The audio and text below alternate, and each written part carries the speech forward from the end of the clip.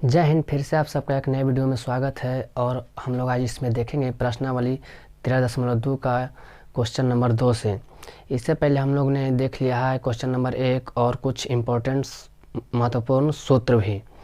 तो आइए आज हम लोग इसमें देखेंगे प्रश्न संख्या 2 से। इसमें कह रहा है कि एक समलंब चतुर्भुज ए बी सी डी में A B comma C D का समानांतर है, यानी दोनों आपस में पैरेलल है जो कि कहीं पर कट नहीं सकता है। कह रहा है ए बी बराबर 30 सेंटीमीटर और बी सी बराबर 15 सेंटीमीटर कॉमा डी सी बराबर 44 सेंटीमीटर और ए डी बराबर 13 सेंटीमीटर है। तो मतलब समलंब चतुर्भुज का क्षेत्रफल ज्ञात कीजिए। यानी कि इसमें हमको चारों भुजाओं का लंबाई दे दिया है और हमसे समलंब चतुर्भुज का क्षेत्रफल पूछा है। क्वेश्चन पढ़ने में तो आसान लग रहा है, लेकिन शायद सॉल्यूशन में कुछ परेशानियां आ सकती है। तो आप लोग गौर से हर बात को गौर से देखिएगा और सुनिएगा, और साथ में किताब भी रखिए और कॉपी पेन भी लेकर बैठिए ताकि आप लोग लिख सकें।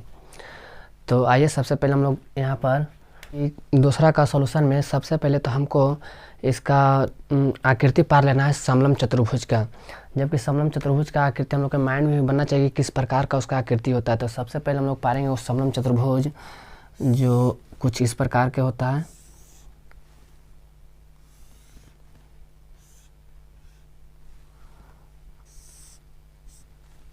इस प्रकार का इसमें हमको दिया है कि ए बी सी और डी, इसमें सबका मान भी दिया हुआ है। ए बी सी का मान दिया है 30 सेंटीमीटर, तो यहाँ पर लिख देंगे 30 सेंटीमीटर। और उसके बाद दिया है बी सी बराबर 15, बी यहाँ है सी यहाँ, यानी कि इसका मान दिया है 15 सेंटीमीटर। उसके बाद डी सी का मान दिया है 44 सेंटीमीटर। इसको आप लोग चाहे तो इसको उलट के भी पार सकते हैं, इनकी बड़ा वाला भुजा ऊपर भी रख सकते हैं, उससे कोई दिक्कत नहीं, लेकिन इससे इस प्रकार से देखने में सीधा लगता है। यानी कि यहाँ से यहाँ टोटल का मान दिया है 44 सेंटीमीटर, यहाँ से लेकर के यहाँ तक। उसके बाद दिया है ए डी बराबर 13 सेंटीमीटर, ए यहाँ डी यहाँ, इसका मान दिया है 13 सेंटीमीटर यहाँ तक। इसको हम लोग को इसमें तो फिगर दिया हुआ नहीं, लेकिन फिर से अपने सा इसको बना लेना है। अब इसमें हमको देख रहे हैं कि ये भुजा और ये भुजा, यानी चारों भुजा इसमें हमको दे दिया है। लेकिन जो साथ ही समलंब चतुर्भुज का जो क्षेत्रफल होता है, समलंब चतुर्भुज का क्षेत्रफल का फार्मूला क्या होता है, तो होता है 1/2 गुने समांतर भुजाओं का योग। समांतर भुजाओं का योग कहने का मतलब लिखे थे हम लोग B1 + B2 और गुने में ऊंचाई यानी h।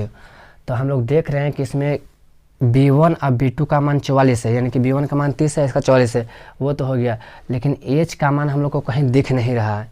ये है 13 सेंटीमीटर, तो ये h का नहीं, h होता है कि दोनों समलंब भुजाओं के बीच की दूरी, यानी कि यहाँ से यहाँ तक की दूरी, या तो फिर हम जो आधार पर 90 डिग्री का कोण बनाता हो उसको हम लोग ऊंचाई बोलते हैं। तो आधार पर यहाँ 90 डिग्री का कोण नहीं बन सकता है, यहाँ भी नहीं बन सकता है, क्योंकि इसमें हमको बोला है कि ये सब भुजा है। हमको इसमें क्वेश्चन में नहीं दिया हुआ है कि ऊंचाई है। तो सबसे पहले हमको ऊंचाई निकालना होगा। और ऊंचाई कैसे निकालते हैं तो हमने पिछला वीडियो में सीखा है फार्मूला में। तो यहाँ तक तो ठीक है, लेकिन ये ऊंचाई सबसे पहले हमको ऊंचाई निकालना है, उसके बाद ही ये सूत्र पर हमको बैठाना है। तो चलिए देखते हैं, इसमें कुछ करना होगा साइड से, यही बात को सीखना है। इसमें हम लोग सबसे पहले इस प्रकार से कर सकते हैं कि यहाँ से इस प्रकार से हम लंब डाल सकते हैं, यही लंब को हम लोग ऊंचाई भी बोलते हैं। हमने बताया है पिछले वीडियो में कि इस चतुर्भुज में हम लोग इस प्रकार से अगर अपने से कर दें तो एक देखते हैं यहाँ पर त्रिभुज बन गया। हम लोगों ने सीखा है हीरोन का सूत्र वहाँ पे पिछले वीडियो में। तो इसको अगर इस प्रकार से कर दिया जाए तो ये ए से लेकर के, और यहाँ पर कुछ नाम दे दीजिए ई, ए और ई, यहाँ भी कुछ नाम दे सकते हैं, ए से लेकर के ई एफ, ऐसे। तो जितना लंबाई बी से लेकर सी तक है उतना ही लंबाई ए से लेकर ई तक होगा। ये मतलब ये भुजा बराबर ये भुजा होगा। जब ये 15 है तो ये भी 15 हो जाएगा, 15 सेंटीमीटर।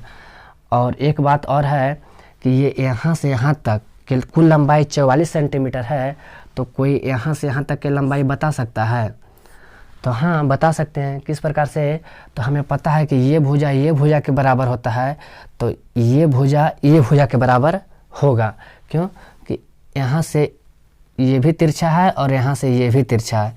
यहाँ पर देखने में लग रहा है किस प्रकार का चतुर्भुज, तो ये हो गया समांतर चतुर्भुज, यानी कि आयत को जब होता है, आयत जब तिरछा हो जाता है उसको समांतर चतुर्भुज बोलते हैं। तो देखिए ये 30 है, तो यहाँ से यहाँ तक की दूरी भी कितना हो जाएगा, 30 सेंटीमीटर हो जाएगा। यहाँ से यहाँ तक की दूरी, इधर से इधर 30, यहाँ से यहाँ भी 30, यहाँ से यहाँ 15, यहाँ से यहाँ 15। तो ये एक आयत है कि आमने सामने की भुजा बराबर है, बस फर्क इतना है कि इसमें प्रत्येक कोण 90 डिग्री का नहीं है। तो हमको निकालना क्या है, जब यहाँ से यहाँ तक की दूरी 30 है तो बताइए कि यहाँ से लेकर के यहाँ तक की दूरी कितना होगा। तो जब यहाँ से यहाँ टोटल लंबाई 44 है और यहाँ से यहाँ 30 है, तो 44 में से 30 घटा देंगे तो कितना बचेगा, यानी कि 14 सेंटीमीटर बच जाएगा। तो यहाँ से यहाँ तक की दूरी कितना हो गया, 14 सेंटीमीटर। अब गौर करने वाली बात यह है कि ये भुजा और ये भुजा, यहाँ पर एक प्रकार का समझिए यहाँ त्रिभुज बन रहा है। तो हम लोग देखे हैं कि त्रिभुज में जब तीनों भुजाओं होता है, तीनों भुजा रहता है दिया हुआ, तो उसका क्षेत्रफल निकालने के लिए एक अलग फार्मूला लिखाए थे, हीरोन का सूत्र, जो कि आपको याद होना चाहिए। तो यहाँ पर देखेंगे, अगर हीरोन का सूत्र से निकालते हैं तो इसका क्षेत्रफल निकल जाएगा। उसके बाद फिर से एक जो सिंपल फार्मूला होता है 1/2 आधार गुने ऊंचाई, उससे हम लोग ऊंचाई निकाल लेंगे इसका। तो देखिए सीखिए, इसमें कुछ नया सीखना है। ऐसे तो देखने में लग रहा था क्वेश्चन की आसान है, लेकिन इसमें सबसे पहले हमको ऊंचाई निकालना है, हीरोन का सूत्र यूज करना है, उसके बाद सिंपल वाला भी फार्मूला इसमें यूज होगा। तो देखिए गौर से, हर बात को सुनिएगा गौर से। लिखेंगे हाँ, त्रिभुज AADE से त्रिभुज का अर्ध परिमाप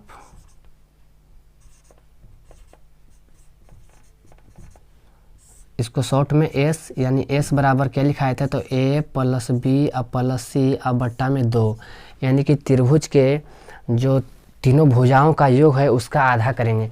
तो A कहाँ से लाए थे, B कहाँ से लाए थे, C कहाँ से लाए थे, ये हम लोग पिछले वीडियो में जान चुका है। ये त्रिभुज के तीनों भुजाओं का मान था, यानी कि A हम किसी को मान सकते हैं, इसको मान सकते हैं, इसको मान सकते हैं, या तो इसको मान सकते हैं, लेकिन हम लोग ने माना था A के सामने वाली भुजा को A माना था। तो A के जगह पर कितना लिखेंगे, तो 14, B के जगह पर 15 रख लीजिए, कोई दिक्कत नहीं। C की जगह पर 13 और बट्टे में 2। यहाँ तक करने में कोई दिक्कत है? तो इसको अब जोड़ेंगे तो कितना हो जाएगा, तो 15, इसमें डालेंगे तो ये भी 15, 15 15 30, ये हो गया 12, यानी कि 42/2। इसको भाग देंगे तो बढ़िया से कट भी जाएगा 21 मरतबे, यानी कि 21 आ गया किसका मान, S का मान, जो कि हीरोन के फार्मूला में यूज होगा। तो ये 21 आ गया। हमसे ये पूछा नहीं है, हमको ऊंचाई निकालने के लिए सबका यूज करना पड़ रहा है। अब लिखेंगे यहाँ पर, अब हीरोन के सूत्र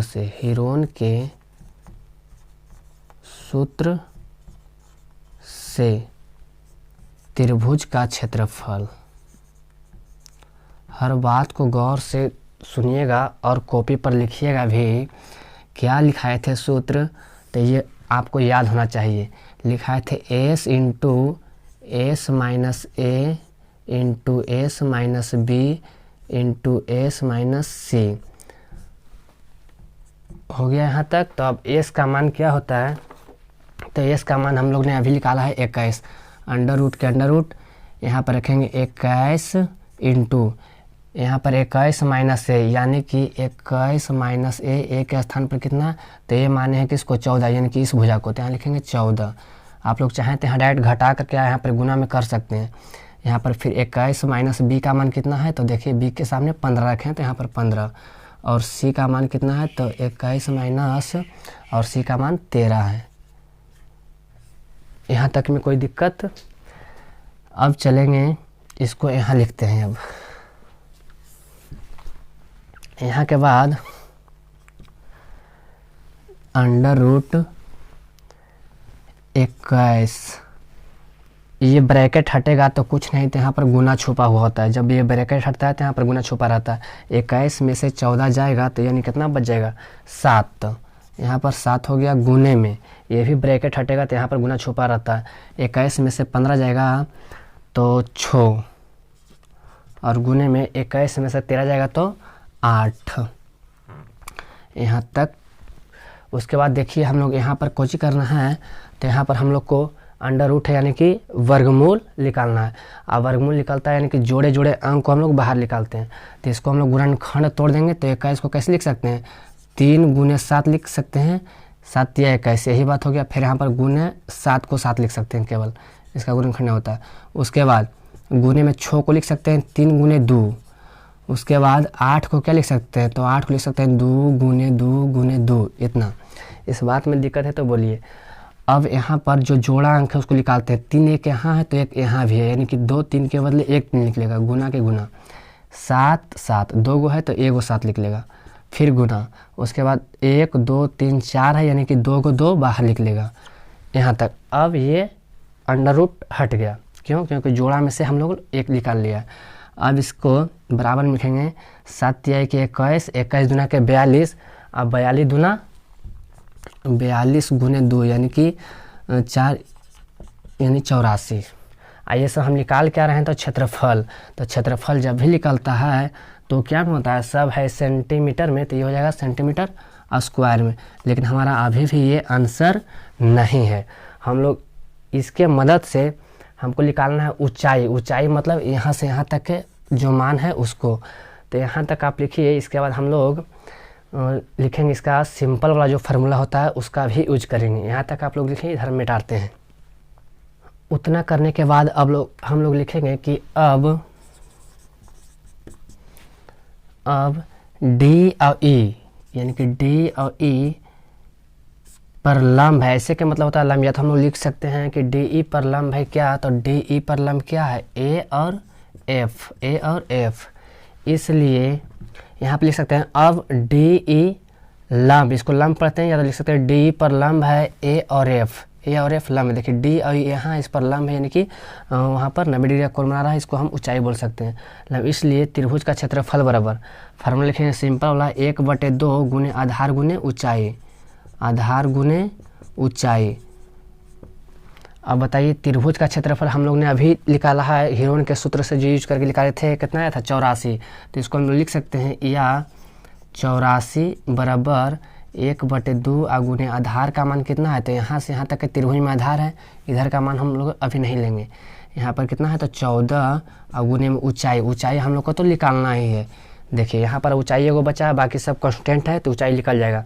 तो लिखेंगे या ऊंचाई को एक तरफ, बाकी हर चीज़ को एक तरफ कर देंगे। तो यहाँ 2 है भागा में, चाहे यहाँ पर काट भी सकते हैं 2 से 7 मरतबे, 7 दूनी 14।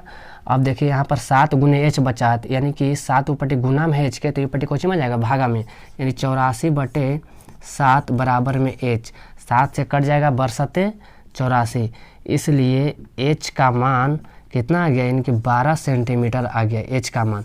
अब इसी एच के मान से हम लोग निकालेंगे। क्वेश्चन में तो जान नहीं था हमको, एच का मान निकालना ही सबसे बड़ा मतलब प्रॉब्लम था। इसमें देखिए लिखेंगे अतः समलंब चतुर्भुज ए बी सी और डी का क्षेत्रफल बराबर।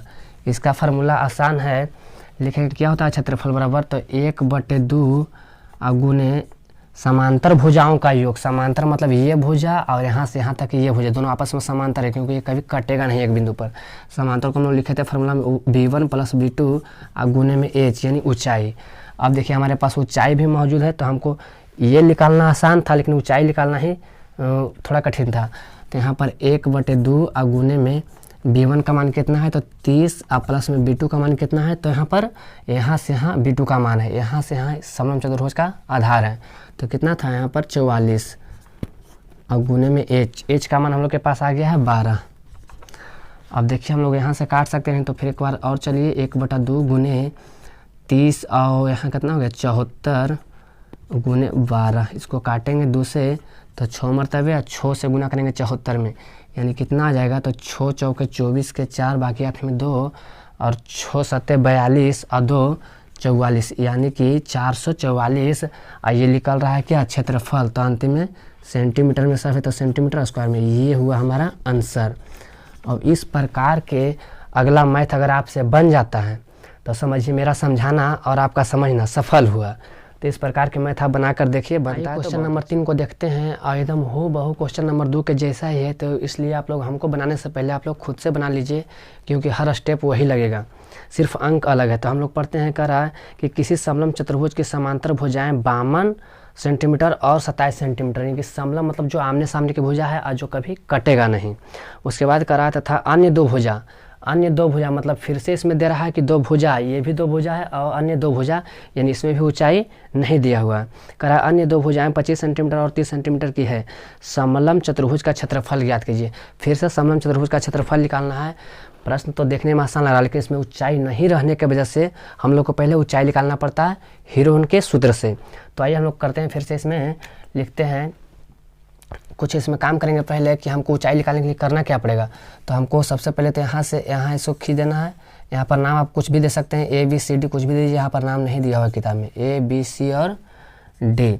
और इसमें हम लोग भी मान सकते हैं, आप कुछ भी मान सकते हैं, PQRS भी मान सकते हैं, कोई दिक्कत नहीं। यहाँ पर लिख देंगे D के बाद E, ऐसे सीक्वेंस में ही चलता है तो बढ़िया लगता है। और यहाँ पर हम लोग को गिरा क्या, तो लंब। कोई विद्यार्थी अगर चाहे तो यहाँ पर नहीं, ऊ चाहे तो अगर यहाँ पर भी अगर इस प्रकार से तिरछे खींच दे, इस प्रकार से यहाँ से यहाँ, तो यहाँ पर भी एक त्रिभुज बन सकता है। यहाँ पर नहीं खींचकर यहाँ खींच देगा तो यहाँ 25 है, तो यहाँ भी 25 हो जाएगा।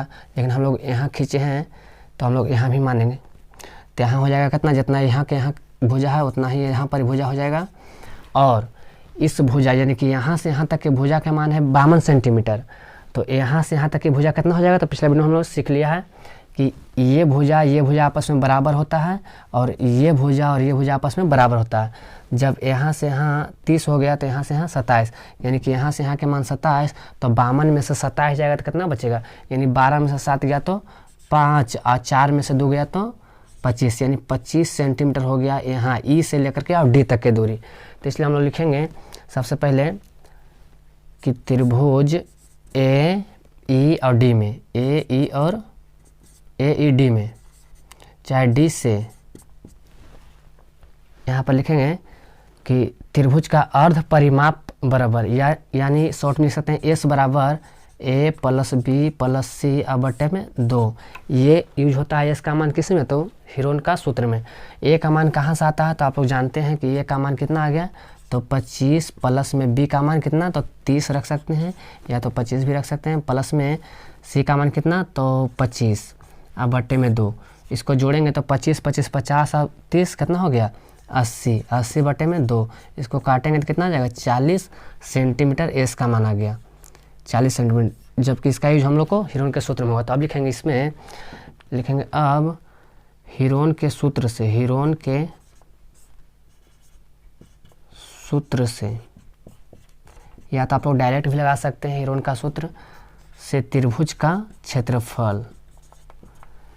हीरोन के सूत्र से किस लिए लगाते हैं आपको पता है, क्योंकि हमारे पास H का मान नहीं है, हमारे पास सिर्फ 3 भुजाओं का मान है और 3 भुजाओं का मान है, इसलिए हम लोग S का हीरोन के सूत्र से निकालते हैं। यहाँ पर लिखेंगे under root S into A minus B, A minus लिखेंगे हीरोन के सूत्र अंडर रूट, यहाँ पर होता है फार्मूला में S माइनस A, तो हम लोग अभी देख लिए हैं कि होता है पहले S into S minus A। तो S का मान कितना आया है, तो आया है 40। यहाँ पर हम लोग शुरू में बिना फार्मूला बैठाए रख देते हैं, S into S minus A होता है, तो S यहाँ S के मान 40 और A के मान 25, यानी कि यहाँ लिख सकते हैं कि 40 माइनस 25 इंटू यहाँ पर फिर होता है S माइनस B, और B का मान कितना है, तो 30। यहाँ पर लिख सकते हैं 40 माइनस यानी कि S और माइनस C का मान कितना है, तो 25, तो यहाँ पर 25। यहाँ पर समझ में आ गया होगा, ये फार्मूला है, जहाँ जहाँ 40 है वहाँ समझिए S है, और जहाँ जहाँ 25 है वहाँ एक बार A है, जहाँ 30 है वहाँ B है, और जहाँ C है वहाँ 25 है। अब हम लोग इसको आगे करेंगे इसे, तो लिखेंगे 40 का 40, यहाँ पर से कोष्ठ हटेगा तो हो जाएगा कितना, 40 में से 25 जाएगा तो गुने में 15, फिर यहाँ हटेगा ब्रैकेट तो गुना हो जाएगा, और 40 में से 30 गया तो कितना बचेगा 10, और गुने में यहाँ पर फिर 15। तो इसको हम लोग यहाँ से वर्गमूल निकाल सकते हैं, यानी कि इस प्रकार से कर सकते हैं, 40 को अगर 10 से गुना करते हैं तो कितना हो जाएगा, 40 गुने 10 यानी कि 400, और गुने में 15 गुने 15, 2 को बच जाएगा। अब यहाँ के बाद हम लोग यहाँ देखते हैं कि 400 को भी हम लोग चाहें तो 20 गुने 20 कर सकते हैं। वर्गमूल निकालना है तो इसलिए हमको जोड़ा में बैठाना होगा। और गुने में 15 को 15 गुने 15 कर सकते हैं। इसको और भी छोटा कर सकते हैं, लेकिन इतना में ही काम बन जाएगा। इसको लिखेंगे 2 20 के बदले 1 20 बाहर आवेगा और 2 15 के बदले 1 15 बाहर आवेगा। तो 15 दूनी 30, यानी कि इसका मान कितना आ गया 300। और ये है क्षेत्रफल, तो सेंटीमीटर स्क्वायर। जबकि हमारा आंसर ये नहीं है। हम तो ये अभी सिर्फ क्षेत्रफल निकला है किसका, हेरोन के सूत्र से त्रिभुज का क्षेत्रफल। अब ये त्रिभुज का क्षेत्रफल निकल गया यहाँ से। वहाँ के बाद हम लोग देखेंगे कि इस त्रिभुज में यानी कि अब ए और एफ, यानी कि ए और एफ लंब है, इसको पढ़ते हैं लंब है, यानी ए और एफ लंब है किस पर, तो डी और डी ई भुजा पर। तो पिछला वीडियो में पिछला क्वेश्चन में शायद हम लोगों ने उल्टा लिख दिया था, तो उसको आप लोग मैनेज कर लीजिएगा, आप लोग भी समझदार हैं। तो इसको लिखेंगे लंब है, इसलिए त्रिभुज का क्षेत्रफल, इसलिए त्रिभुज का क्षेत्रफल बराबर लंब है यानी कि ऊंचाई, इसलिए हम लोग इसका ऊंचाई निकालेंगे। क्षेत्रफल बराबर ये फार्मूला रखेंगे, क्या होता है कि 1/2 आधार गुने ऊंचाई, आधार गुने ऊंचाई। तो इसका त्रिभुज का क्षेत्रफल हम लोगों ने पहले निकाल लिया है, कितना आया था पीछे, तो आया था 300 मीटर सेंटीमीटर स्क्वायर। 1/2 के 1/2 और गुने में आधार, आधार का मान त्रिभुज का ही लेना, ना कि यहाँ से लेकर के यहाँ तक है। आधार का मान यहाँ से यहाँ लेना है त्रिभुज का। आधार कितना है, तो 25 और गुने में ऊंचाई, ऊंचाई हम लोग को पता नहीं, ऊंचाई तो निकालना ही है। उसके बाद देखेंगे सब ऊंचाई को मतलब एच को एक साइड रहने दीजिए, बाकी हर चीज़ को एक साइड ले चलाइए। यानी कि 2 ई पट्टी क्या है, तो इसका भाग में, ती पट्टी भाग में, ती पट्टी क्या हो जाएगा, गुना हो जाएगा। यानी 300 गुने 2 और ये 25 पट्टी गुना में है, ती पट्टी क्या हो जाएगा, भागा में, यानी बटे में 25, बराबर में बच जाएगा एच। यहाँ दिक्कत है तो बोलिएगा। उसके बाद हो जाएगा, इसको काटेंगे तो 5 से काटिए, 5 बचे 25, इसको भी 5 छक 30, 1 शून्य के 1 शून्य, और फिर 5 से कटेगा ये 12 मरतबे, 12 × 5 = 60, यानी 12 गुने 2। इसलिए h का मान बराबर कितना हो गया, 12 गुने 2 यानी कि 24 सेंटीमीटर। अभी भी हमारा आंसर नहीं आया, ये 24 सेंटीमीटर ऊंचाई है, लेकिन अब आंसर आ जाएगा।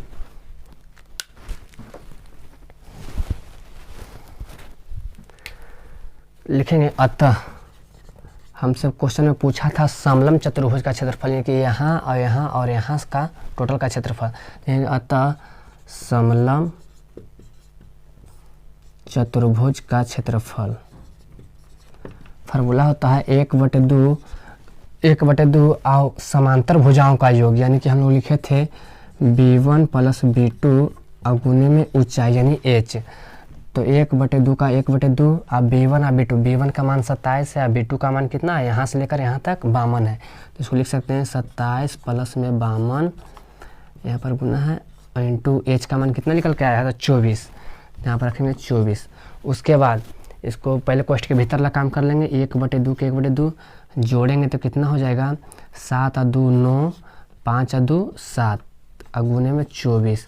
अब इसको काटेंगे तो 2 से कट जाएगा 24, 12 मरतबे।